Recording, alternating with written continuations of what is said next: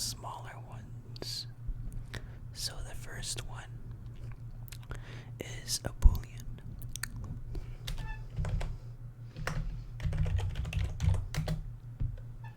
So that's the first type is boolean. The way you declare a boolean is boolean, and a boolean type will store either true or false. So for example, I call my boolean equals false, and that is your boolean. So there are two possible values of boolean. Like true is one and false is the other.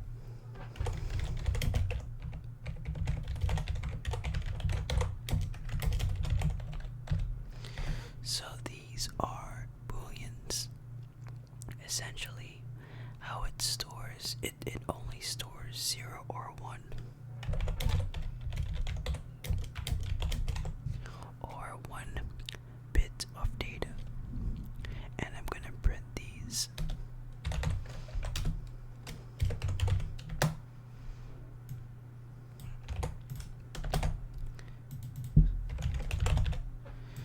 And yeah, these are your booleans. So that's easy. It's 0 or 1 bit. So I took a bit out of my boolean, and yeah. So that's the first data type. The second data type I will tell you is a byte. This is the second type. What it does is it stores a number.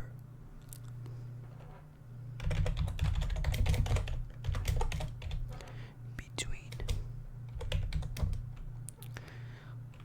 -128 and 127.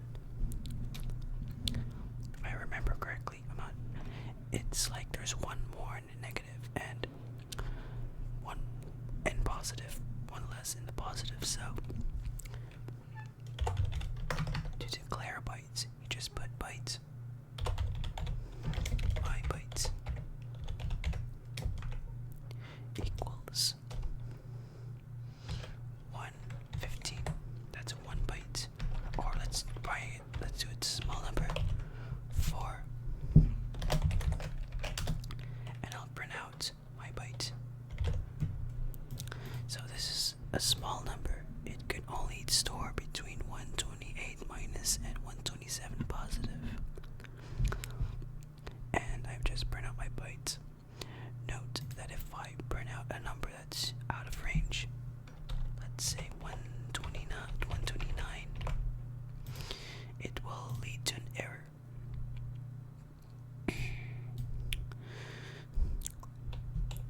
Otherwise, it would work. The same goes for the minus.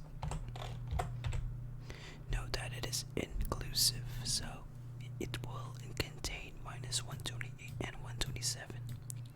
Inclusive. So this will also throw an error because a byte can only store 128 and 127. And how does it store a byte? It stores 8 bits of data. So it stores 8-bit or 1 byte of data. So like it takes 8 switches of zeros and ones and it allocates 1 byte, which the first one takes care of the sign and the other represents the number. So basically that's how it stores. It stores 1 signed byte. So yeah. So that's byte. Now I'm going to keep this print statement because I'll test that. I'm going to tell you the next data type, and that is car. I don't drive, but a car is something that you use for transportation.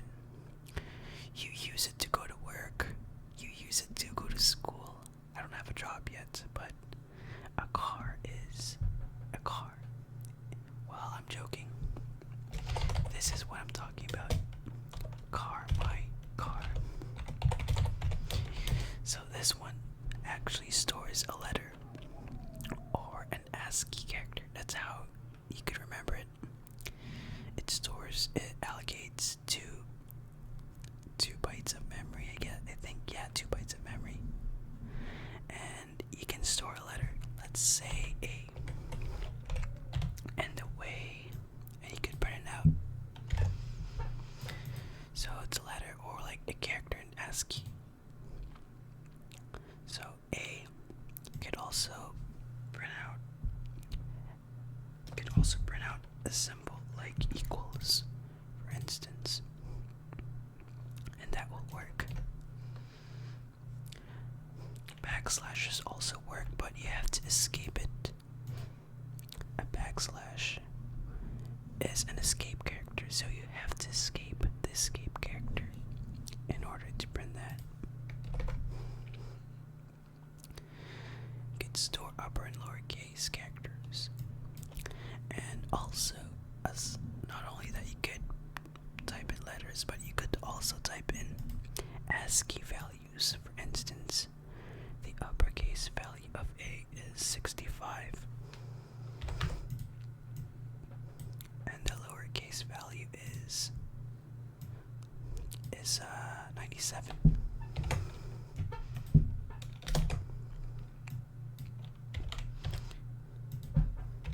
Let's call this one in my other character, and I'll print both of these.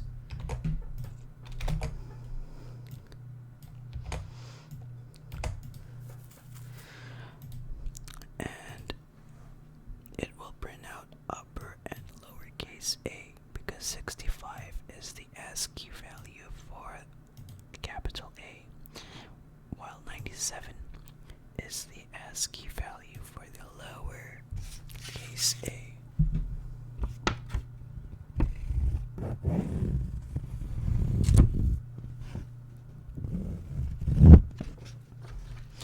So yeah, that's character.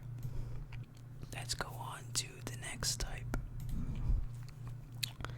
The next type I'll tell you is short. I am short, by the way. I am not tall, so that's pretty much, I'm just short. So, short is a type. It is a numerical type. It stores a whole number, and it is bigger than a byte.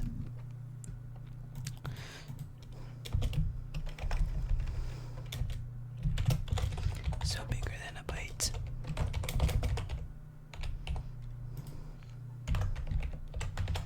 Let's call this my short equals. Let's do 5,294. Or better, 12337.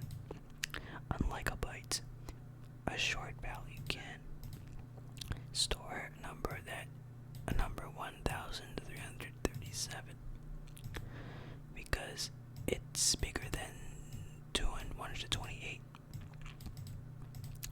And I'll print that out.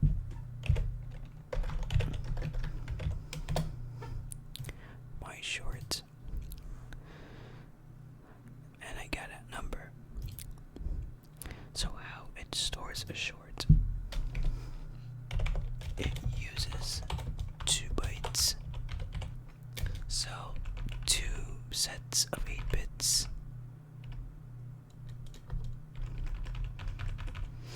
And uses the first number as the sign and the other number as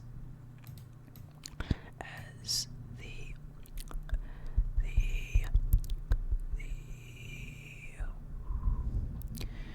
number itself. So basically you can store a number from -2 to the power of 15 -1, because it uses the first one as a sign, up to positive to the power of 15. Yeah, inclusive. I think that will give you a value of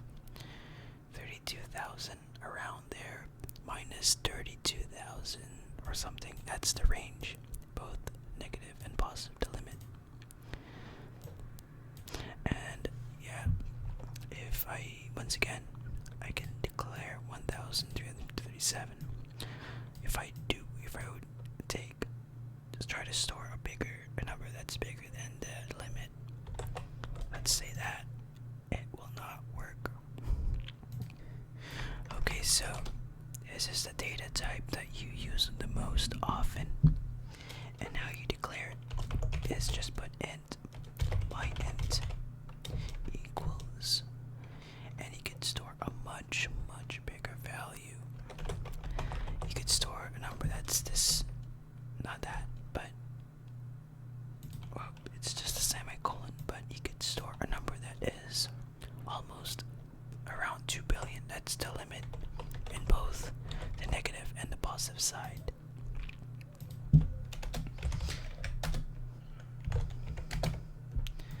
And you could store this. You can store this one. Let's type in 2 billion.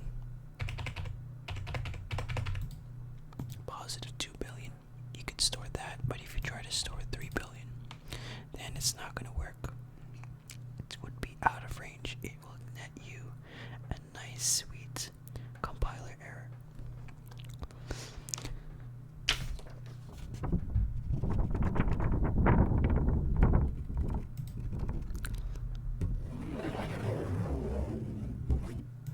Alright. This is also true for the negative. You could store this one, but not this one. And this is one that you will use all the time. Alright, so the next one I will tell you is the largest one that stores whole numbers. And the type is really long. And yeah, it's called long. Long. That is what it is. It's a long type. Damn, this video is not long, but this is long. So how you specify long is you do long. My long equals a number. The thing is that here it gives you an error because, no, not because of the semicolon, but this is an integer and you'll have to specify that this number is a long. So to do it, you append L at the end and you can print it out. My long. And it prints you that without the L. The L just signifies that it's a long value. And it could store almost up to 9 quintillion or something. So this will finally break it.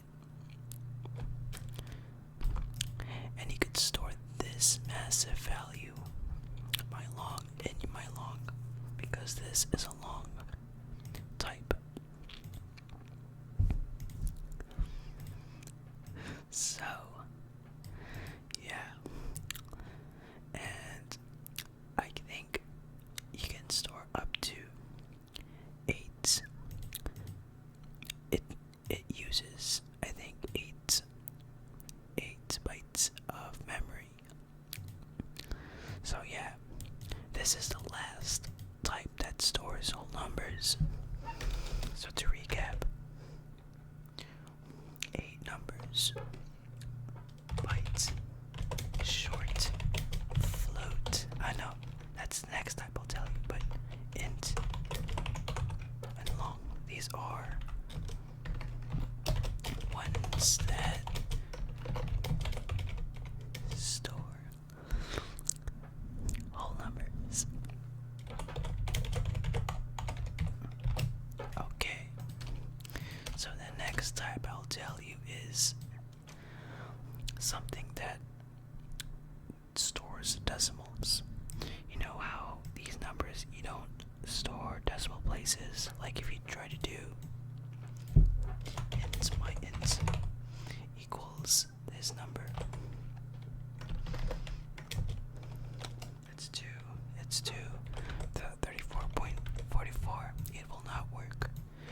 there's a type for that. There is float. I am floating in the air right now. No, you could only float in your dreams. So yeah, aside from you floating in your dreams, let's type in float as the data type. So that is a float.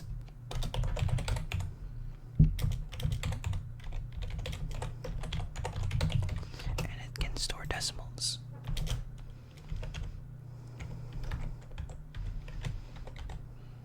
You could do this, but Java automatically detects that it is a double. So to make sure that this is a float, to tell Java that this is a float, you have to append f at the end, just like you would do in long. And you could just print out my float and it will do everything.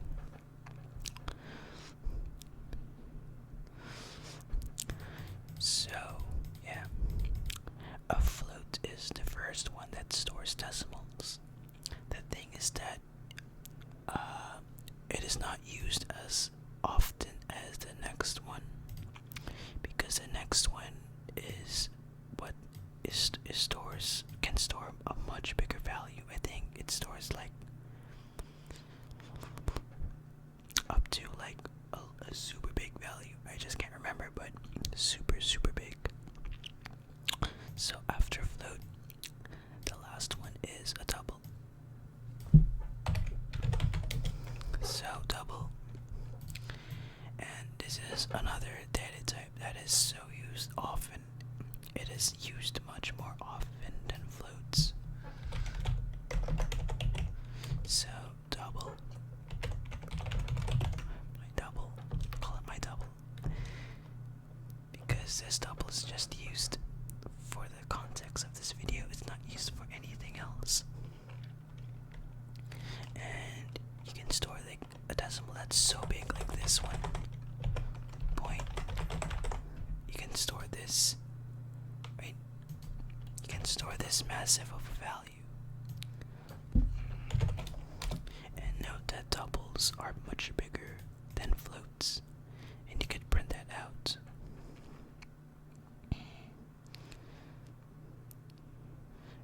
You get this number, and this is actually an exponent, so you could do this, but essentially it's, in a nutshell, a double is a bigger decimal floating point value. So yeah. So that is all of the 8 primitive types. To recap, you have byte, you have short, you have int, you have long. You got float and double. Ones that store decimals. And you've got some other ones too. 2 more. Boolean. True or false. And char. ASCII value. Character. And the order of size is boolean, boolean, byte, char, short, int, long, float, double. So yeah, these are the 8 primitive data types. I hope you enjoyed this video. I hope you enjoyed your tingles. And yeah, Christmas is almost here. I am done my finals. Today was in fact my last day of finals. And yeah, I'll see you in the next video.